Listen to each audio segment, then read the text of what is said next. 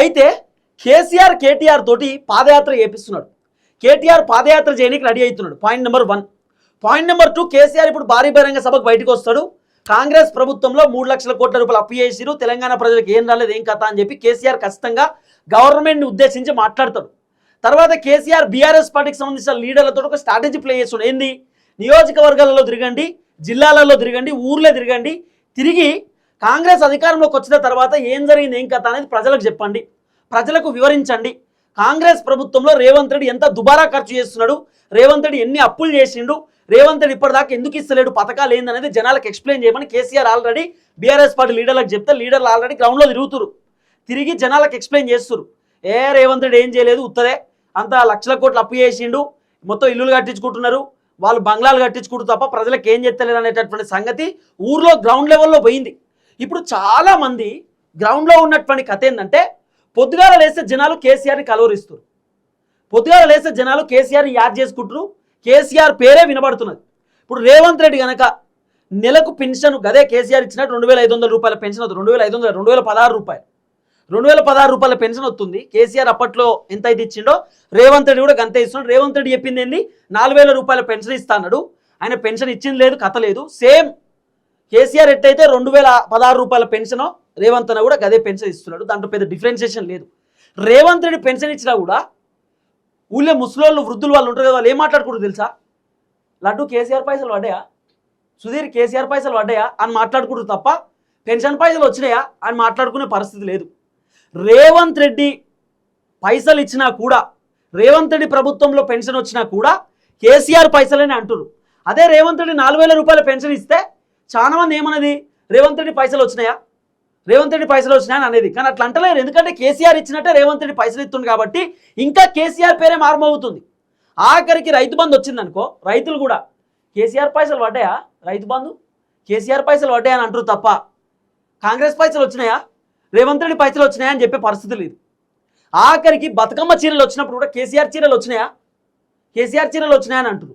అప్పట్లో గొర్రెలు ఇస్తే వాస్తవానికి గొర్రెలు నార్మల్గా బీఆర్ఎస్ గవర్నమెంట్ ఇచ్చిందని అనాలి కదా, అట్లా అనకపోతుండే.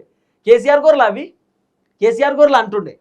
అంటే నిజంగా చెప్పాలి, కేసీఆర్ కిట్టా, ఒకవేళ గవర్నమెంట్ దావుకున్న కేసీఆర్ కిట్టా, కేసీఆర్ అంబులెన్సా, కేసీఆర్ పైసలా? ఇప్పుడు ఒకవేళ కేంద్ర ప్రభుత్వం నుండి రైతులకు పైసలు ఇస్తారు కదా, అవి మోదీ పైసలా అని అనేది, మోదీ పైసలా, మోదీ సార్ పైసలా, కేసీఆర్ సార్ పైసలా, గిట్లా. అదే రేవంత్కి ఇప్పుడు పెద్ద డ్యామేజ్. రేవంత్ రెడ్డి అనుకుంటున్నట మనం రైతు బంధు ఇచ్చినా, పంట బోనస్ ఇచ్చినా, పెన్షన్లు ఇచ్చినా, చీరలు ఇచ్చినా, ఏమి ఇచ్చినా కేసీఆర్నే యాడ్ చేసుకుంటారు, కేసీఆర్నే గలవలిస్తున్నారు. ఇది రేవంత్కి అర్థమైపోయింది కథ అంతా. ఇప్పుడు ఓవరాల్గా జనాల ఒపీనియన్ ఏంటంటే, మంచో చెడో కేసీఆరే ఉండాలి, రేవంత్ రెడ్డి వచ్చినాక ఏది చక్కగా కాలే, ఏది చక్కగా గీయలే రేవంత్ రెడ్డి, రేవంత్ రెడ్డిని అనవసరంగా గెలిపించడం అనేటటువంటి ఒక ఒపీనియన్లోకి జనాలు వచ్చారు. ఇంకా ముఖ్యంగా హైదరాబాద్లో అయితే ఘోరమైనటువంటి పరిస్థితి. హైదరాబాద్లో చాలామంది జనాలు, హైడ్రా బాధితులు, వాళ్ళు చెప్తున్నారు, కేసీఆర్ సార్ నువ్వు ఏడున్నావు, నువ్వే కావాలి సార్, నువ్వే ముఖ్యమంత్రి ఉండాలి, ఈ రేవంత్ రెడ్డి మాకు వద్దు, రేవంత్ రెడ్డి వచ్చినాక FTL బఫర్ జోన్ అని మా ఇల్లు కూలగొట్టింది సార్, మాకు తెలియకుండా, మాకు చెప్పకుండానే, మాకు ఇన్ఫర్మేషన్ లేకుండా, నోటీస్ లేకుండా రేవంత్ రెడ్డి మొత్తం కథం చేసేసింది సార్ అని చెప్పి చాలా మంది బాధపడతా ఉంటే, కన్నీళ్ళు పడతా ఉంటే నిజంగా చాలా ఇబ్బంది అనిపిస్తున్నది. కాబట్టి మొత్తానికైతే ఇప్పుడు చూస్తే, ఇప్పుడున్నటువంటి గ్రౌండ్ ప్రకారం, రియాలిటీ ప్రకారం మళ్ళీ కేసీఆర్ ముఖ్యమంత్రి, రేవంత్ రెడ్డి సీఎం సీటు కథం. మళ్ళా రేవంత్ రెడ్డి ముఖ్యమంత్రి అవకాశం లేదు, మళ్ళా కాంగ్రెస్ పార్టీ అధికారంలోకి వచ్చేటటువంటి అవకాశం అసలే లేదు. మళ్ళీ కేసీఆర్ సీఎం అయ్యేటటువంటి అవకాశాలు ఉన్నాయి, బీఆర్ఎస్ పార్టీ అధికారంలోకి వచ్చేటటువంటి అవకాశాలు ఉన్నాయి. ఇప్పటికిప్పుడు ఎన్నికలు వస్తే బీఆర్ఎస్ పార్టీకి 72 నుండి 74 సీట్లు వచ్చేటటువంటి పరిస్థితులు ఉన్నాయి. కాంగ్రెస్ పార్టీకి ఒక 20 నుండి 25 సీట్లు, మ్యాక్సిమం 20-22 సీట్లు వచ్చేటటువంటి అవకాశాలు ఉండొచ్చు ఇప్పటికిప్పుడు ఎన్నికలు వస్తే. ఎందుకంటే జనాలు తీవ్రమైనటువంటి వ్యతిరేకతతో ఉన్నారు కాంగ్రెస్ పైన. అది కూడా కేసీఆర్ మాస్టర్ ప్లాన్స్ చేస్తున్నాడు. కేసీఆర్ ఎందుకు ఓపిక పడుతుంది తెలుసా? కేసీఆర్ ఓపికకు రీజన్ ఉంది. గతంలో కేసీఆర్ ఒక మాట చెప్పిండు, దున్నపోతూ గడ్డేసి ఆవు పాల్పిండి ఎడికెళ్ళి వస్తుంది, అట్లా రాదు కదా అని చెప్పి చాలా మంది మాట్లాడుకునేది. కేసీఆర్ కూడా భారీ బహిరంగ సభలలో గివే డైలాగులు వచ్చేది.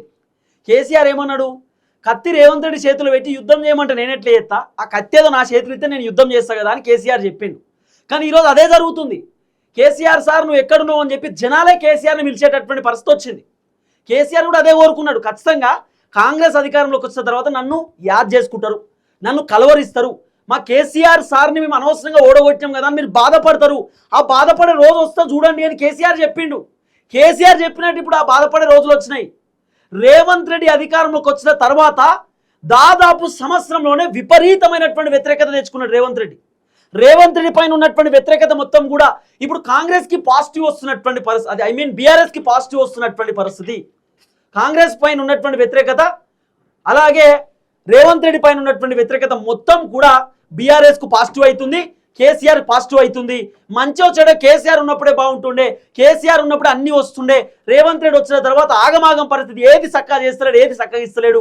ఆఖరికి మా ఇల్లులు కూల్చేస్తుండు, FTL బఫర్ జోన్ అని చెప్పి మా బతుకులన్నీ రోడ్డు మీద వేసిండు, మా జీవితాలన్నీ ఆగం చేసిండు రేవంత్ రెడ్డి.